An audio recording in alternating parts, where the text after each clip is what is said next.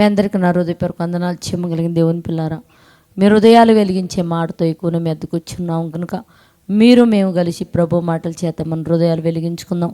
మన హృదయాలు వెలిగించకపోయే ముందు రాత్రి కాలం నుంచి మిమ్మల్ని, మీ కుటుంబాలని, మమ్మల్ని, సంఘానికి జ్ఞాపకం చేసుకొని ఎన్నో మేలులు ఉపకారాలు చేసిన దేవుడికి, మన ప్రభు మన రక్షకుడు యేసుక్రీస్తు వారి నామములో శిరస్సు వంచి తండ్రి అనే దేవుడికి వందనాలు స్తుతులు చెల్లించుకుంటూ, జీవం కలిగిన దేవుని పిల్లారా, ఏ మాటల చేత అయితే దేవుడు మన హృదయాలు వెలిగించాలనుకున్నాడో ఆ మాటల చేత మన హృదయాలు వెలిగించుకొని నెమ్మదిగా సుఖంగా దేవుని చేతిలో మనం ఉందాం. దేవుని పిల్లారా, చూడగలిగితే ఆదికాండం 21వ అధ్యాయము 33వ వచనంలో ఒక మాట రాయబడింది.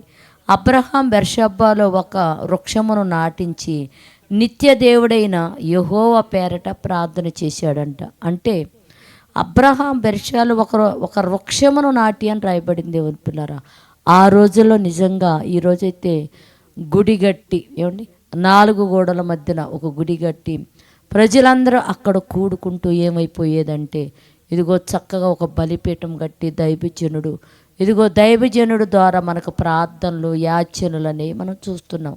కానీ ఆ రోజు ఎవరంటే ఒక అబ్రహాము గారు, అతనంట ఒక వృక్షము నాటాడంట. ఆ వృక్షము దగ్గర ఒక బలిపీఠం కట్టి ఏం చేశాడంటే, నిత్యదేవుడు అంటే నిన్న నేడు రేపు ఏకరీతిగా ఉన్న ఒకే దేవుడు. అంటే భూమి ఎలాగనో ఒకటే, ఆకాశం ఎలా ఒకటో, సూర్యుడు చంద్రుడు ఎలాగా ఒక్కొక్కళ్ళు, నిత్యదేవుడు అంటే నిత్యము ఉన్నవాడు, ఆది నుంచి ఎప్పటికీ ఉండేవాడు.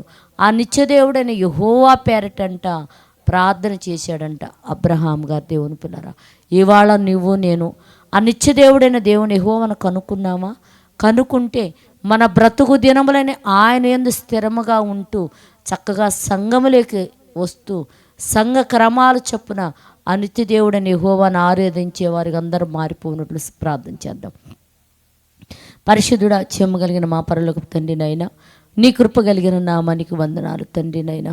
అయా, నిత్యదేవుడు అయిన నీ వైపు తిరిగి ఆరాధించగలిగే భాగ్యం భూమి మీద ఉన్న ప్రతి బిడ్డకి మీరు ఏమని అడుగుతున్నాము నైనా. ఎవరికి నచ్చిన రూపాన్ని వారు చేసుకోక, ఎవరికి నచ్చిన మార్గంలో వాళ్ళు వెళ్ళిపోక తండ్రి, ఆది అంతం లేనివాడు నిత్యదేవుడమైన నీ వైపు తిరిగి ప్రతి బిడ్డ నేను ఆత్మతో సత్యంతో ఆరాధించే వారిగా భూమి మీద ఉన్న ప్రతి బిడ్డ మారిపోనట్లు సహాయం చేయమని మా రక్షకుడు నీ కుమారుడు యేసయ్య పరిశుద్ధ నామములో ప్రార్థన అడుగుతున్నాం తండ్రి. ఆమెన్. మీ అందరికీ నా హృదయపూర్వక వందనములు, ధన్యవాదాలు.